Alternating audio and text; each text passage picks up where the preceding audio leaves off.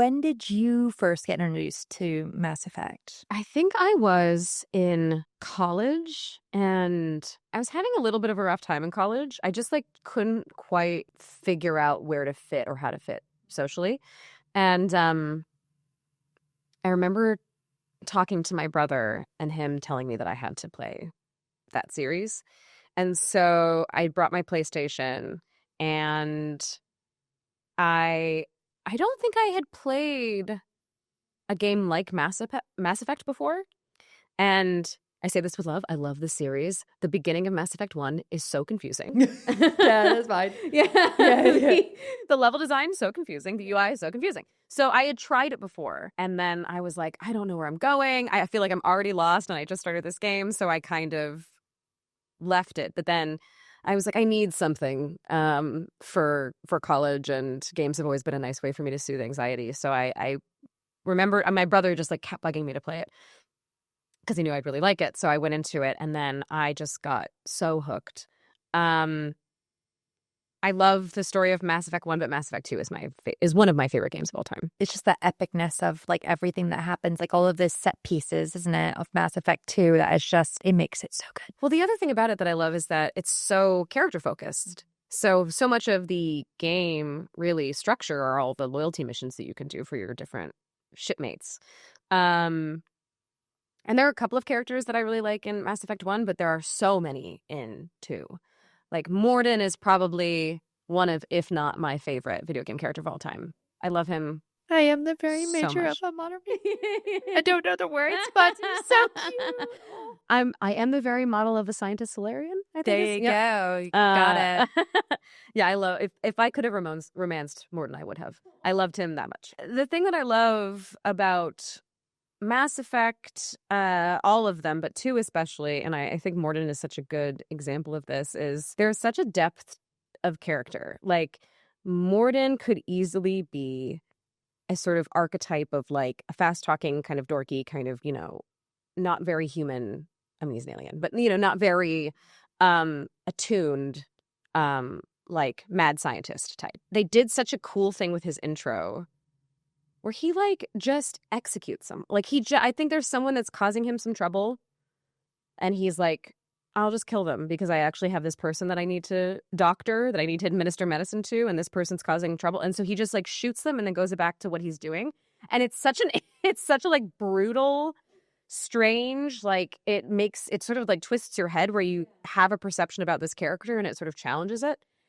But his arc in the franchise is so good. It's so good. The way his story ended for me in Mass Effect 3, I like bawled. I loved it so much. Hey, thank you so much for checking into this episode of The Games That Made Me. We're a small channel working hard to grow, and we love your support. If you could hit that subscribe button and give us a like, we'd really appreciate it. The more support we have from you all, the bigger the guests we can get on the show. Now, back to the episode. What was your party makeup? Who were your besties? In 1, my besties were Rex and Liara. Oh. Those are and I dated Liara. Yeah. In 2, I switched to Thane. Sorry, Liara. So my besties were Thane and Morden. And then in 3, it was, I forget who can actually be in your party in 3. But I think it might have been Morden and Garrus. Wait, I don't know if Morden can be in your party. I don't remember. Maybe it was Tally and Garrus. I don't remember. But she's really cool too. Yeah, I liked Tally a lot as well. Yeah. Everything with the Geth and the Quarian was, I mean, that's the thing. It really was like space Game of Thrones in different ways. Like the depth of lore and history and conflict between all these different species. The genophage as a concept was so cool and so interesting and had so many implications and so many different storylines.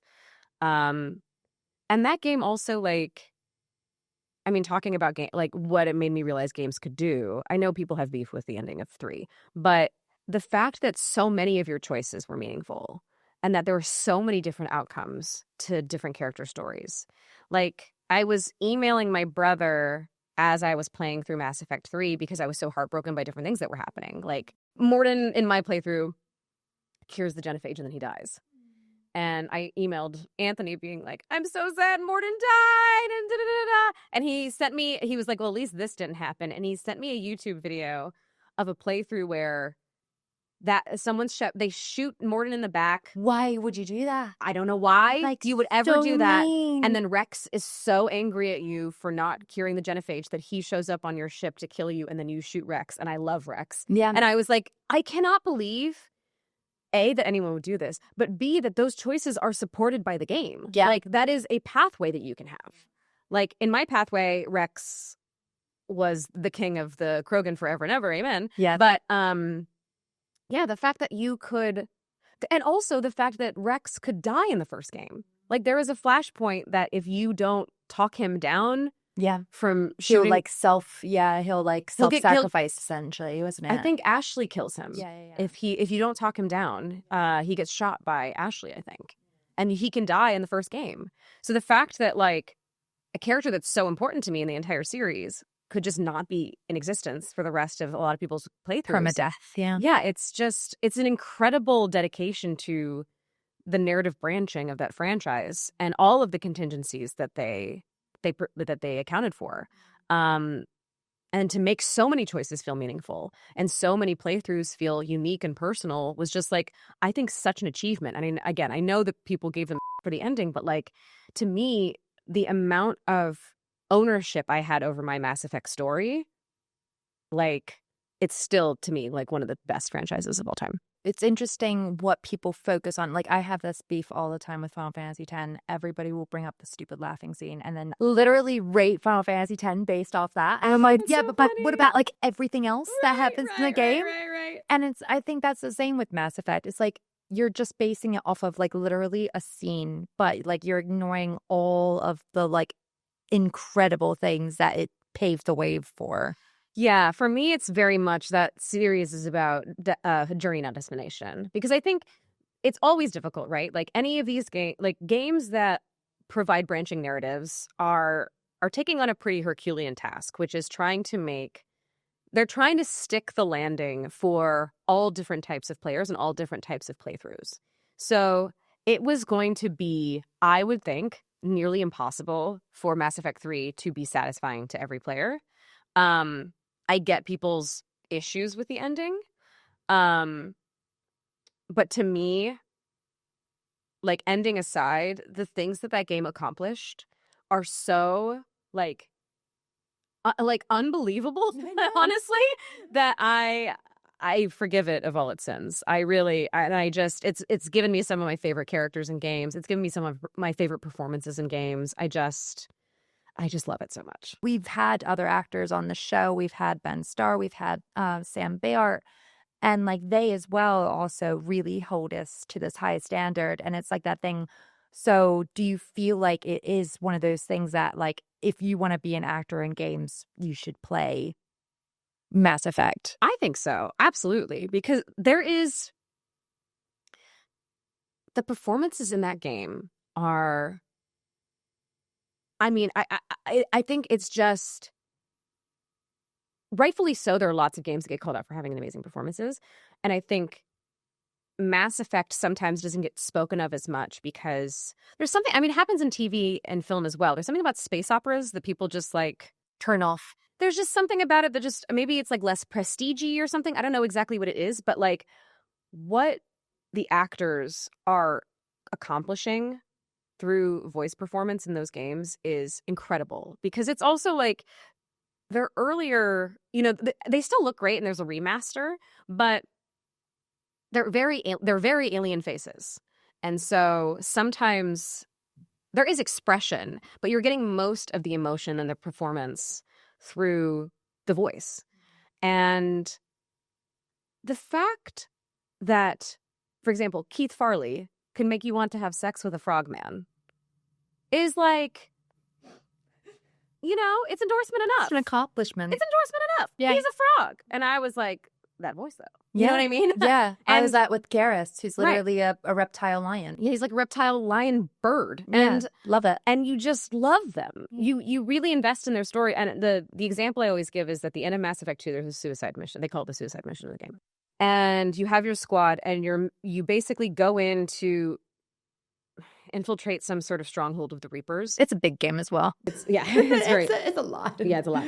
But you have all these different flashpoints of choices. So like there's a moment where you yourself cannot go and storm this certain area. You need someone to like lead a B squad.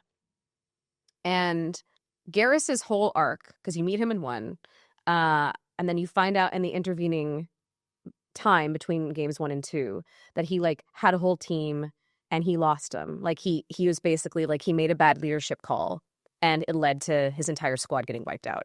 And he carries so much guilt over that. And that's sort of what he's grappling with in Mass Effect 2. And there's this moment where you choose who's going to be your B squad leader, and your choice is between Garrus and Miranda. And I remember I was thinking about the writing because I was like, I don't trust Miranda.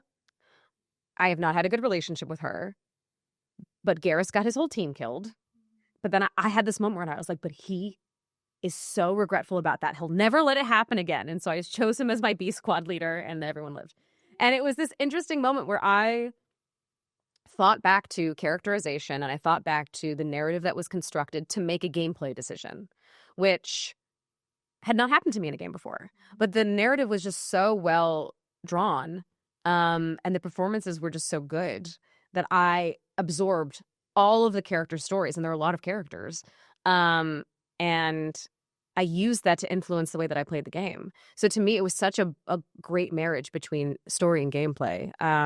I just love it so much. Oh, that's amazing. But yeah, I mean, like knowing what you know now with like Mass Effect 3, do you think you'd probably choose the same characters again? If I did another playthrough, I might romance different people just to see. And in terms of choosing the people in the suicide mission, I think I'd probably make the same choices still. Yeah.